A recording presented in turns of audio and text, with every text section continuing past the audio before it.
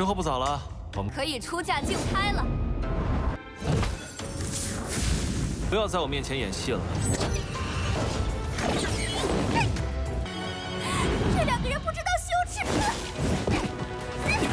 妹儿，好久不。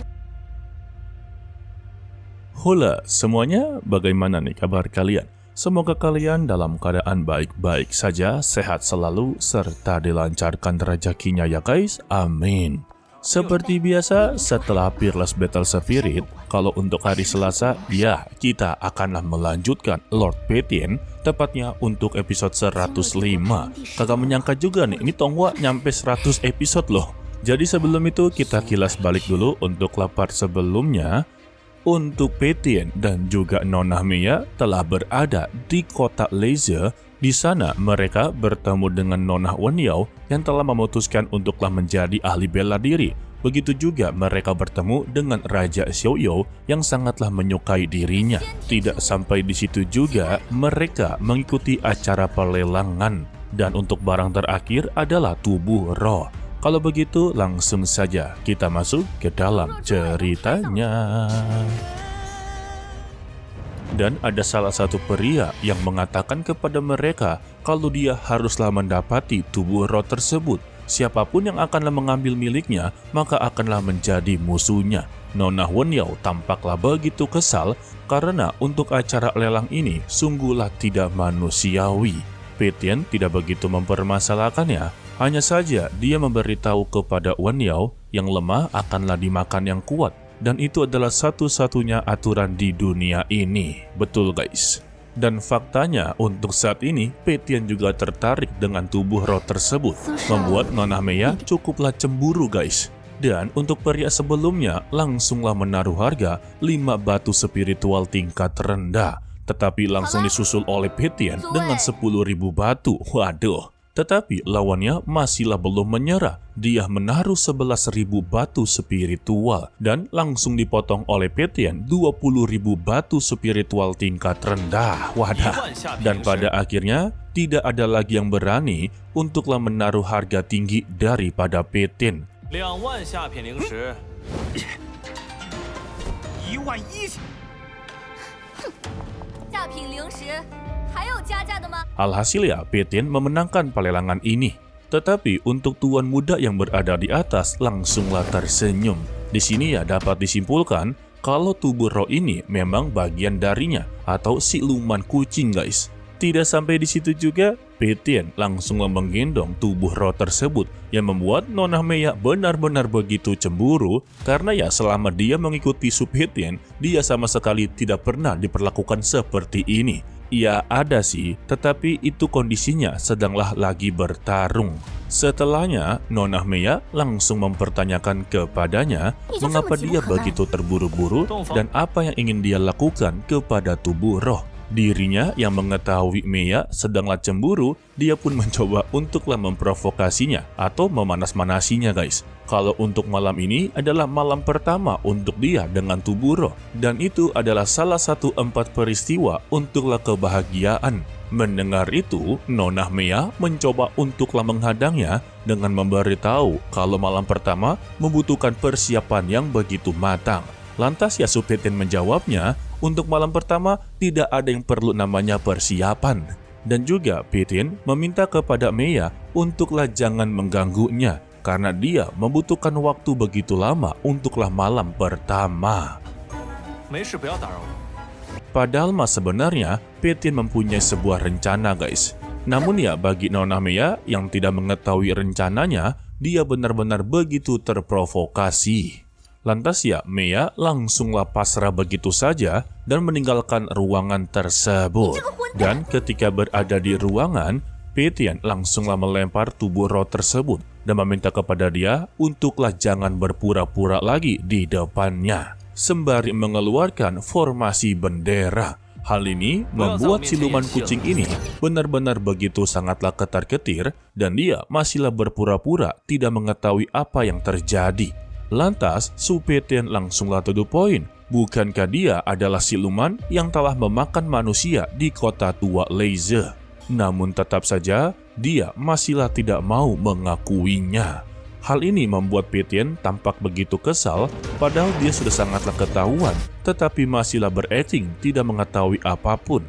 Jadi, dia akan melakukan tindakan kekerasan, inginlah melihat berapa lama dia bisa untuklah bersandiwara. Sehingga Petian mencoba untuklah menyerangnya, yang membuat siluman kucing ini langsunglah menahan serangan tersebut. Dan dia juga langsunglah mengambil ancang-ancang untuk bertarung.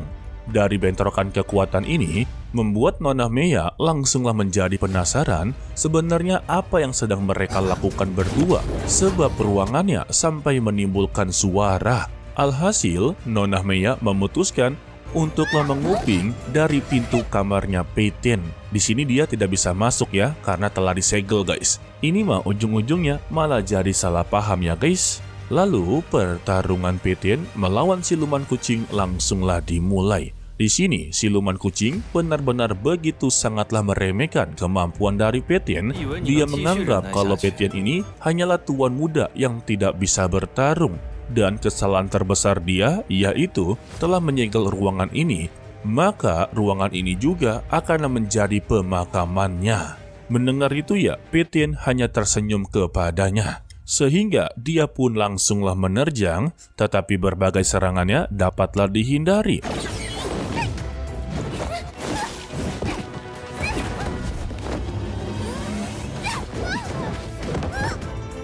Dan dia terus-terusan mendapati pukulan sampai mengerang kesakitan, yang membuat Nona Meya menjadi begitu sangatlah penasaran serta cemburu begitu besar guys. Dia menganggap kalau Petian memang sedanglah asik-asikan dengan si siluman kucing satu ini. Dan dia mengerang kesakitan terus-menerus, membuat Nona Meya mencoba untuklah menghilangkan rasa penasarannya dengan cara meminum arak. Tetapi tetap saja suara dari siluman kucing ini terus-terusan terdengar, yang membuat Nona Meya langsunglah menghancurkan gelas arak tersebut. Sembari berkata kalau mereka berdua benar-benar begitu sangatlah mengganggu di pagi hari. Sementara itu ya, untuk siluman kucing satu ini sedanglah berjuang mati-matian untuklah mengalahkan Petian. Sampai-sampai dia mengeluarkan serangan spiritualnya, tetapi hasilnya ia sama sekali tidaklah ada. Justru dia langsunglah dibanting ke sana ke sini dan lagi-lagi mengerang kesakitan.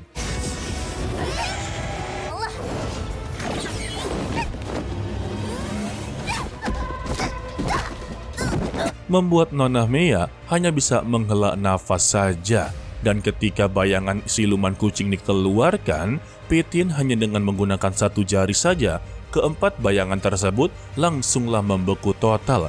Dan hanya dengan satu jentikan, dia juga langsunglah terpental.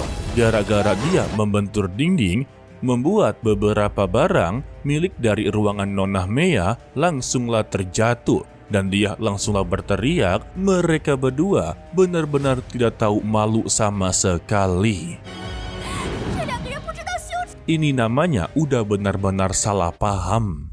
Kembali kepada siluman kucing, memohon ampun kepada Petian untuklah menghentikan semua ini. Jika dia melepaskan dirinya, dia bersedia untuklah menjadi bagian dari Petian. Sayangnya, Petian langsunglah geleng-geleng kepala karena dia tidak berniat untuklah menjadi bagian darinya. Dan dia teruslah melangkah ke depan, membuat siluman kucing ini sudahlah tidak memiliki harapan untuk hidup. Sehingga dia mengucapkan dirinya bersedia untuklah memberitahu tentang api langit yang selama ini dia cari-cari. Mendengar itu, Petian langsunglah memujinya kalau dia adalah sosok orang yang begitu pintar, sebab dia tahu tentang maksud kedatangannya. Namun di sini, Petian masihlah belum percaya kepadanya, sebab untuk niat membunuh darinya itu masihlah terlihat dengan begitu jelas. Jadi dia tidak bisa untuklah mempercayainya saat ini. Namun ya, siluman kucing ini malah mencoba untuk memberikan ancaman jika dia menghabisi nyawanya, maka Petian tidak akanlah pernah mengetahui tentang letak dari api langit tersebut. Lantas ya, Petian menjadi begitu marah. Padahal awalnya dia tidaklah berniat untuk menghabisi nyawanya. Jika dia memberitahunya secara sukarela, mungkin saja dia akanlah membebaskannya. Tetapi dia malah mencoba untuklah mengancamnya. Petian langsunglah menghabisi nyawanya dengan cara membekukannya dan dihancurkan berkeping-keping. Setelahnya, Peitian langsunglah mengetuk pintu ruangan dari Nona Meya untuk mengajaknya untuk pergi sekarang juga. Lantas ya Nona Meya yang sudah salah paham langsung menanyakan apakah dia masih mempunyai waktu untuklah mencari dirinya. Dan Peitian memberitahu kepadanya kalau wanita tersebut telah meninggal dunia. Hal ini membuat Nona Meya kembali salah paham lagi. Dia berpikir kalau Peitian bermainnya terlalu ganas yang membuat wanita ini benar-benar meninggal dunia. Mendengar itu ya, Peitian langsung menyadari arah pikiran dari Nona Meya dan meminta kepada dia untuklah jangan berpikir negatif kepadanya. Dan dia menjelaskan dengan begitu detail kalau wanita yang barusan saja dia habisi itu adalah iblis kucing yang telah mencelakai beberapa warga di kota Leyze. Dan pelelangan tersebut juga telah direncanakan oleh seseorang yang dimana setiap pelelangan tersebut pasti untuk barang terakhir dialah yang akan dilelangkan. Dan jika seseorang mendapatinya, maka orang tersebut akanlah dihabisi. Begitu guys. Jadi ya pada intinya siluman kucing ini tanpa henti untuklah memakan orang-orang tersebut. Mendengar itu ya Nona Meya merasa begitu bersalah besar karena dia telah berpikir yang aneh-aneh kepada Su Peitian. Dan dia kembali menanyakan untuklah meyakinkan keraguannya ini apakah semua perkataan dari Peitian itu ada benarnya. Dan Peitian membalasnya sejak kapan dia pernah membohongi teman-temannya. Mendengar itu ya, mood dari Nona Meya kembali bersemangat lagi. Dia kembali mencoba untuklah menggoda Peitian guys. Sesingkatnya, ketika mereka sudahlah berada di luar kota Leyze, Tuan Muda Shinran kembalilah muncul untuklah menghadang mereka berdua. Di sini, Meyer kembali mempertanyakan mengapa dia bisalah berada di sini. Ya jelas dong, kedatangannya sudah pasti untuklah menghabisi nyawa dari Peitian. Dan Shinran hanya tertawa kecil saja setelah dilemparkan pertanyaan tersebut. Lalu kita bersambung dilanjutkan untuk lapat berikutnya, yaitu hari Jumat minggu ini ya guys, setelah Azure Legacy atau The Demon Hunter. Ya untuk episode kali ini sebenarnya begitu sangatlah ambigu ya. Namun sayangnya untuk siluman kucing ini haruslah dibantai padahal kemampuannya cukuplah bagus ya. Dan alasan Peitian tidaklah mau menjadikan dia sebagai pihaknya karena dia telah melakukan sebuah kejahatan. Siapapun yang melakukan kejahatan tidak akanlah berhak untuk menjadi bagian dari Peitian. Begitu guys. Mau dia cantik, mau dia pohai, mau dia memiliki kekuatan begitu kuat, kalau telah terlibat dengan kejahatan, ia otomatis akanlah dihabisi. Begitu. Oke lah, sepertinya cukup sampai di sini saja dulu untuklah video kali ini. Mimin ucapkan terima kasih kepada kalian yang telah menonton sampai akhir. Pesan dari Mimin, tetaplah menjadi orang yang baik, walaupun itu sangatlah sulit. To be continue, sampai jumpa di video berikutnya. Bye-bye.